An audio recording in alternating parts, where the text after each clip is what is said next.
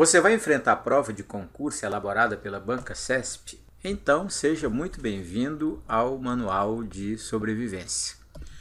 Nós sabemos que o CESP declara guerra total contra a decoreba. Por isso, a banca é uma das mais temidas hoje pelos candidatos. Na verdade, o que os examinadores do CESP valorizam?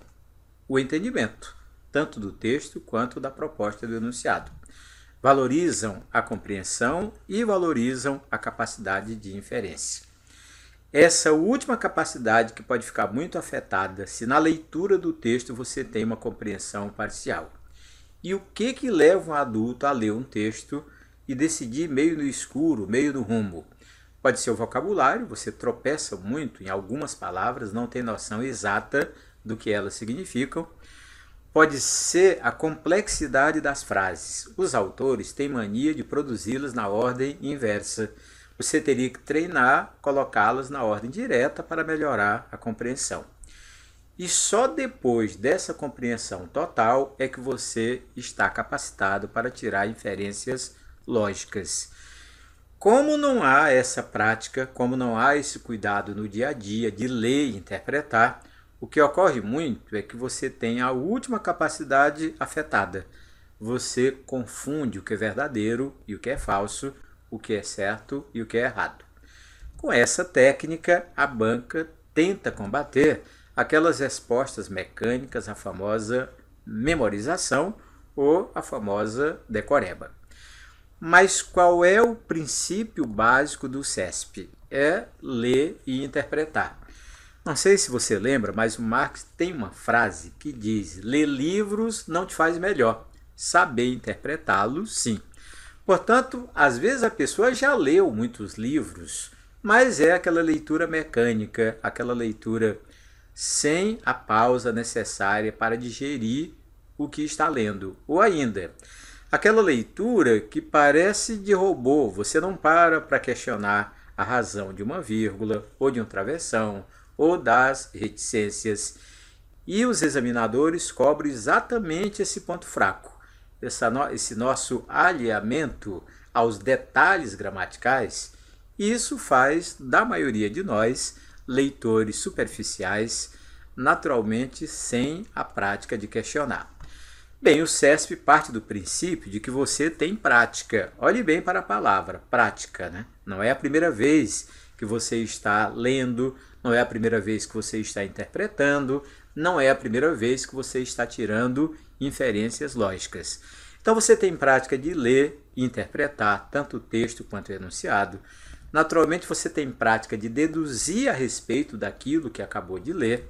Você tem prática de tirar conclusões, tem prática de tirar inferências e naturalmente prática de fazer as comparações lógicas tão necessárias para que você realmente acerte a proposta do CESP. Pois bem, diante dessas capacidades todas, a pergunta é: o que você vem fazendo ultimamente para sanar essas deficiências? Olha, você não precisa responder, mas só tem uma ação que vai mudar tudo isso. É prática, ou seja, assim como atletas treinam 7, 8 horas ou mais todos os dias para no fim de tudo ganhar uma medalha, vencer um obstáculo, você também teria que se esforçar, naturalmente traçar um objetivo, uma meta e treinar, treinar e treinar, principalmente em cima de provas anteriores elaboradas pela banca. Olha, tem um ritual para quem pega uma prova do CESP. Naturalmente as provas são longas, mais de 100 questões de uma vez só, sem se levantar, sem tempo, né, para fazer outras coisas ou se distrair. E aí naturalmente vão as dicas necessárias para você se dar bem. Primeiro, por uma questão de tempo, você tem que dar preferência às questões mais simples, porque diante de uma prova de muitas questões, é claro que a maioria delas, para quem vem estudando, para quem vem treinando, você sabe a resposta. São coisas que você já viu, são questões que, pela prática de resolução de outras questões, você não vai se equivocar nunca. Ou seja, você vai dar preferência àquelas questões ou para aquelas questões que você realmente sabe ou ainda para questões sobre as quais você tem total domínio.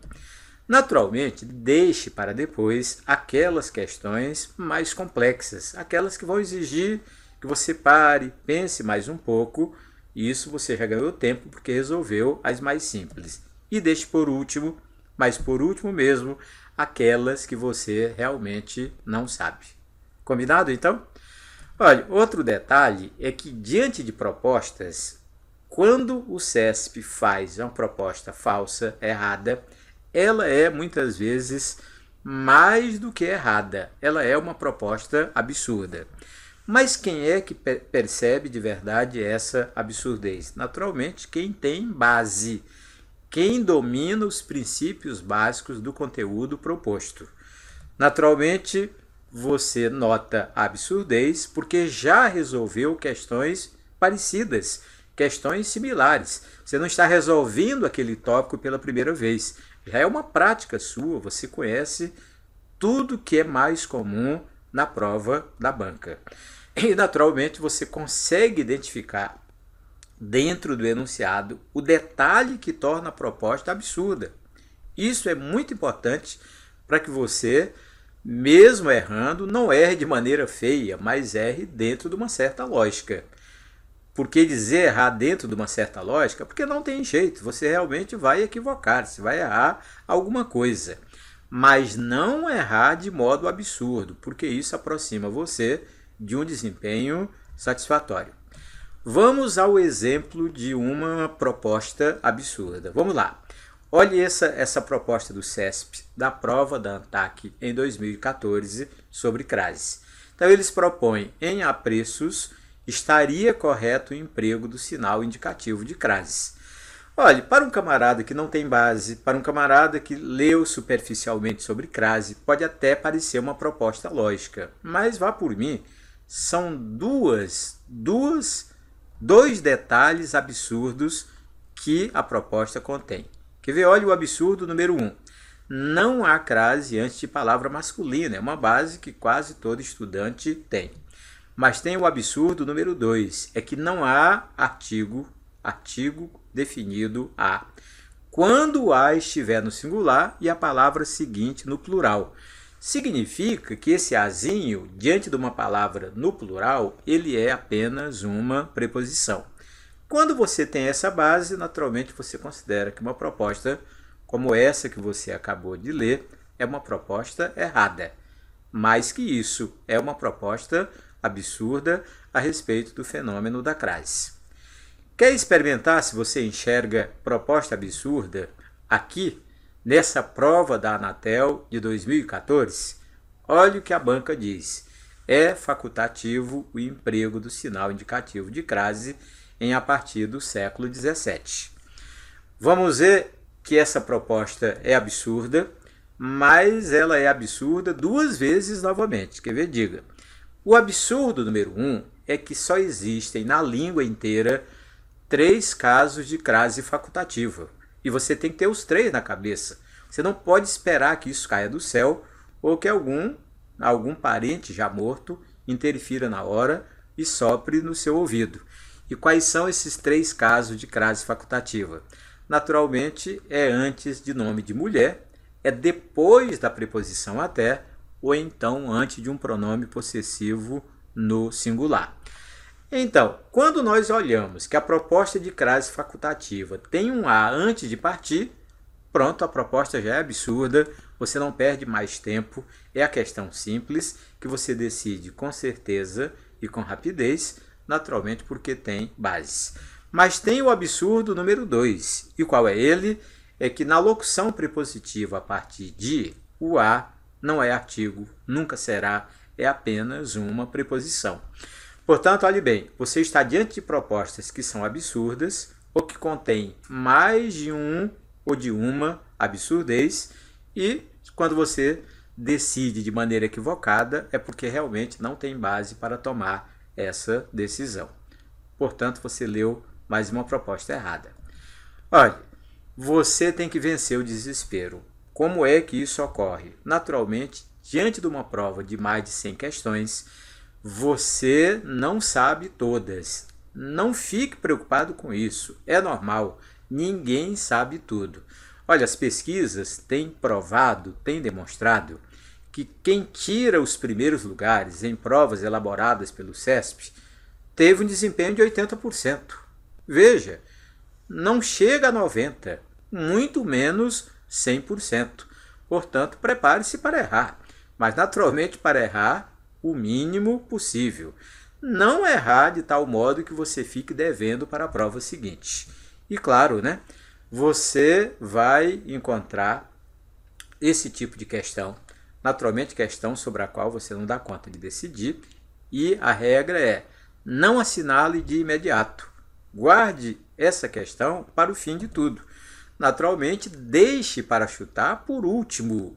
O chute é a última etapa da sua prova, só depois de você fazer um levantamento de quantas questões você fez opção pelo certo e quantas questões você fez opção pelo errado. Combinado, então? Olha, tem uma coisa seríssima, anote que tem 2 Is, seríssima com 2 Is a respeito do CESP, é a análise do enunciado. Olha, eu quero que você tenha uma atenção redobrada. Por quê? Porque o questionamento de certo ou errado é sobre o que se afirma ou se nega no enunciado. Olhe que é a coisa mais comum em sala de aula, treinando questões do CESP, o aluno tomar a decisão em função da teoria, em função do tópico que ele está estudando. Ele esquece o teor, esquece o enunciado. Então, não confundir isso, ou seja, o enunciado, com a própria teoria, senão você toma a decisão equivocada. E lê com muita atenção a proposta do enunciado. Isso já evita a famosa decisão que depois é uma decisão triste, porque você sabia, você conhece o tema, você conhece o tópico, já treinou e ainda consegue tomar a decisão errada. Isso realmente deixa qualquer um meio desesperado. Bem, e concentre-se nos conceitos básicos. Eu vou insistir aqui em alguns conceitos básicos da minha área, que é língua portuguesa e redação. Então vamos relembrar alguns conceitos básicos de tópicos gramaticais. Por exemplo, você tem na sua cabeça o conceito básico de crase? Eu acho que todo aluno tem. Crase tem que ser fusão da preposição a com o artigo definido a, mas atenção, pode ser também com o pronome demonstrativo a. Esse terceiro, pronome demonstrativo a, é muito interessante, porque às vezes o aluno até ignora que essa fusão exista, mas ela é comum em provas do CESP. Por conta disso, só existirá crase, ou só existe crase, com as seguintes funções sintáticas. Então, olha, olhando para uma proposta de crase, crase tem que acontecer com o famoso complemento nominal. E é o detalhe mais cobrado da banca. Por quê? Porque nesse caso, a preposição, ela não provém de um verbo. Ela não é, o azinho não é exigido pelo verbo, como é muito tradicional. Ele é um azinho que depende da presença de um substantivo, de um adjetivo, mas nunca da presença de um verbo. Ainda a respeito de crase, vamos a outro conceito básico. É o substantivo, os substantivos que pedem a. Veja bem, quando você tem alusão, naturalmente você tem alusão a. Então, a construção alusão à morte é uma construção perfeita, normal, com crase, porque a preposição pertence ao substantivo alusão. Naturalmente, você está diante do complemento nominal. Mesma coisa ocorre com amor. Naturalmente, amor a. Amor à família tem crase. Assistência a. Assistência às grávidas automaticamente com crase. Obediência às leis. Ojeriza a corrupção. Referência à crise e respeito às instituições. Diante dessas construções, que são as mais comuns a respeito de crase, você tem certeza sobre 2 detalhes. O primeiro deles é que a preposição existe e é exigida por um substantivo abstrato. Por isso, a expressão com crase que está em destaque para você é o famoso complemento nominal. Veja, os examinadores partem do princípio de que você consegue enxergar o objeto indireto, que normalmente tem crase, e o adjunto adverbial, mas que você é fraco a respeito do complemento nominal. Está aqui uma dica boa. Quando se trabalha com substantivos abstratos, normalmente eles pedem preposição e muitos deles, como você está percebendo, pedem a famosa preposição a. Tranquilo? Olha ainda sobre conceitos básicos. Crase com adjunto adverbial. Veja, a preposição a, ela não vem de outra palavra, ela é inerente do próprio adjunto adverbial. É uma proposta muito interessante da banca. Por quê? Porque pelo normal, pelo feijão com arroz, nós temos sempre a ideia de que a preposição está ligada a um verbo. E agora descobrimos que a preposição também pode ser exigida por um substantivo, por um adjetivo e até por outro advérbio. Mas há uma coisa muito séria com relação às propostas do CESP, é que quando a crase ocorre com locuções adverbiais ou adjuntos adverbiais, ela é inerente do próprio advérbio. Ela não veio ou não proveio de outra palavra. Ela simplesmente existe porque os adjuntos adverbiais são formados a partir de uma preposição. Olhe, por exemplo, alguns adjuntos adverbiais que têm presença quase cativa nessas provas. As claras, a si mesmo no plural, não pode ser singular, e a espera. Principalmente o a espera e a procura, porque às vezes o aluno confunde com o verbo. Olha a falta de base. O camarada olha para a expressão à espera ou à procura de algo, de alguém, e simplesmente pensa que é aquela crase proibida antes de um verbo. Ou seja, você está olhando para uma situação em que a palavra espera, ou a palavra procura, ou a palavra venda, naturalmente são substantivos, e o conjunto é uma locução adverbial. Portanto, veja, as claras, a espera, as escuras, a procura, a noite, a venda, ou ainda à tarde, às pressas, a uma hora, às ordens, às vezes, a deriva, as cegas e a tona são locuções que já nascem com crase, porque são famosas locuções adverbiais, algumas de tempo, a maioria de modo. Olhe um detalhe curioso. A crase, então, faz parte de um conjunto. Naturalmente, quando você lê as cegas, é uma locução adverbial de modo, mas se você tirar o as ou tirar a crase, adivinha o que vai ocorrer? Você pode ter uma mudança bem radical de sentido. Lembre que uma coisa é namorar as cegas, com crase, que é namorar doidadamente, namorar sem medir consequências. E uma outra coisa é namorar as cegas sem crase, que é namorar com mulheres que têm deficiência visual. Percebeu? Então, primeiro certifique-se de que a proposta foi feita em cima de uma locução adverbial, que aí a crase é automática, ela é inerente da própria locução. Tranquilo com relação a isso? Então, vamos voltar à capacidade de inferência. Os nomes oficiais, aqueles que estão lá na gramática, se você os conhece bem, você é capaz de deduzir, de inferir alguma coisa em torno deles. Por exemplo, você estudou objeto direto, objeto indireto e tem intimidade com eles. No dia de uma prova pode ser complemento verbal direto ou complemento verbal indireto. Vai dar no mesmo. Deduza que a palavra objeto é sinônimo da palavra complemento. Tranquilo, não é? Por exemplo, nome oficial, zeugma, uma figura muito cobrada no CESP, significa ausência do verbo. Isso ocorre naturalmente para evitar repetição. No dia de uma prova, você pode ter surpresa. Pode ser elipse, pode ser elisão, não há problema nenhum. Então, falar da elisão do verbo, elipse do verbo, é a mesma coisa que zeugma. Olhe outro nome oficial interessante, sujeito oculto. Você sabe isso praticamente desde criança. No dia de uma prova, pode aparecer com o nome de sujeito elíptico, ou ainda sujeito subentendido ou desidencial.